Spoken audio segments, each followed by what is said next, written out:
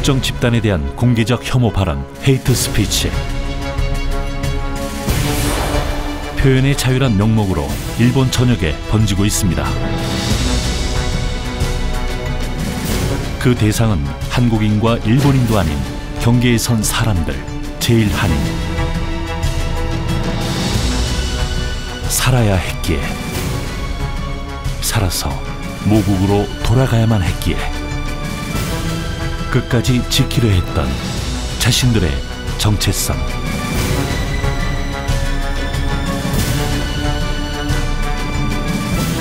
그 지독한 투쟁의 시간 이야기입니다.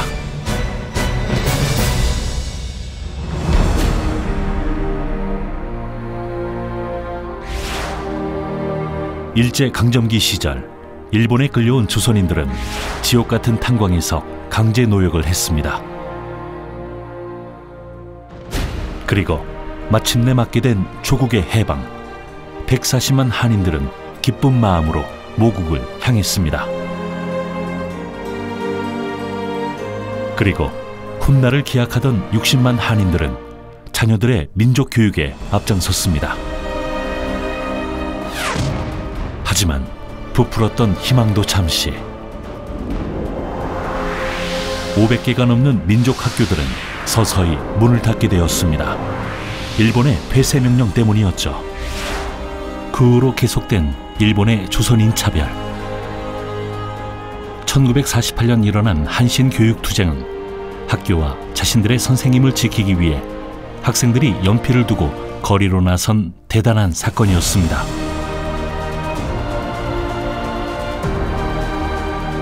이때 시위 도중 일본 경찰의 총에 맞아 싸늘한 주검이 된 16세 소년 김태일.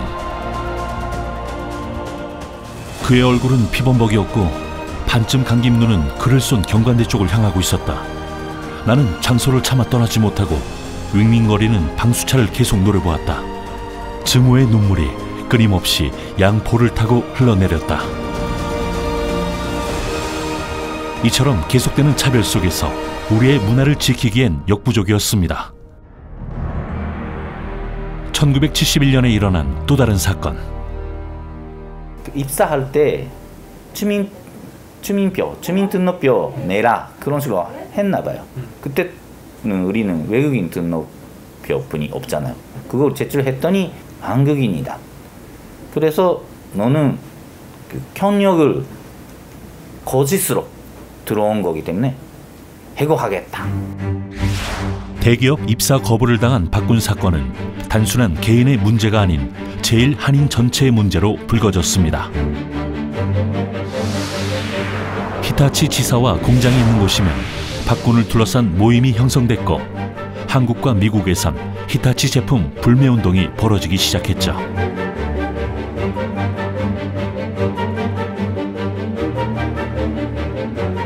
근데 그거 부당해고다 하면서 그 대법원까지 싸워가지고 결국은 그 사람은 이겼어요.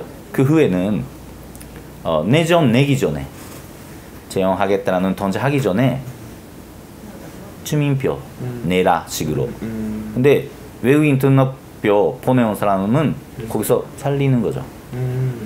그러면 법률적으로는 법적으로는 문제가 안 생기잖아요. 비록 승소했지만 이를 계기로 더욱 치밀해진 일본 기업의 차별. 현재 박종석 씨는 자신과 같은 청년들을 위해 투쟁의 길을 걸어가고 있습니다.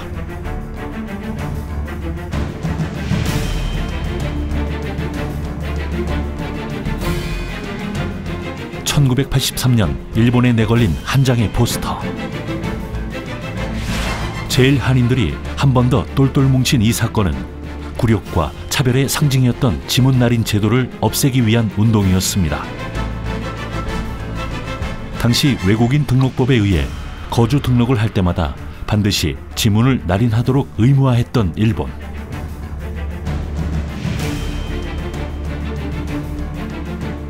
그때 뭐 지문을 날인한다는 그런 행위 자체가 뭐 범죄인 한테 시키는 그런 일이었거든요. 다른 사람은 그럼 일본 사람들은 주민등록을 한다 해서 날인 등록을 지문 날인을 안 했거든요. 지문 등록을 안 했어요. 그렇기 때문에 일본군에서는 지문 날인한다는 건 범죄인 취급이다. 여기 한 장의 혈서가 있습니다. 한국 대통령 앞으로 보내진 이 혈서엔 개의 감찰 이름표와도 같은 지문 날인 제도에 대한 부당성을 호소하고 있습니다.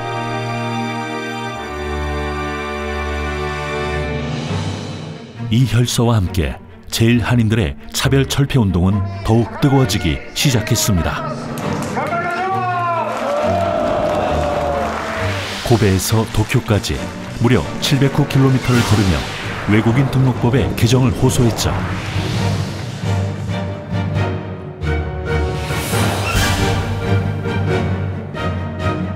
제1한인 2세 다큐멘터리 영화감독 오독수 씨는 이를 소재로 영화까지 만들어 제1한인들의 목소리에 힘을 실었습니다. これだって自分もそう思ったらしくって、だから自分も自分を拒否をして映画を撮り始めたんですけど、そのうち拒否をしていてもダメだっていうので、この指紋をその区役所で押さなきゃいけない。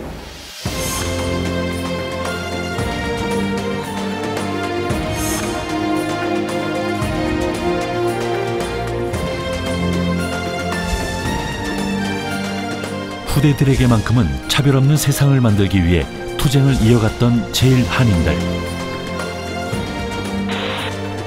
해방 후 남겨진 이들의 마음속엔 늘 봄을 기다리는 희망이 싹트고 있습니다. 그 혹독한 시간을 견딜 수 있었던 이유, 아마도 한국인이란 자긍심 때문일 것입니다.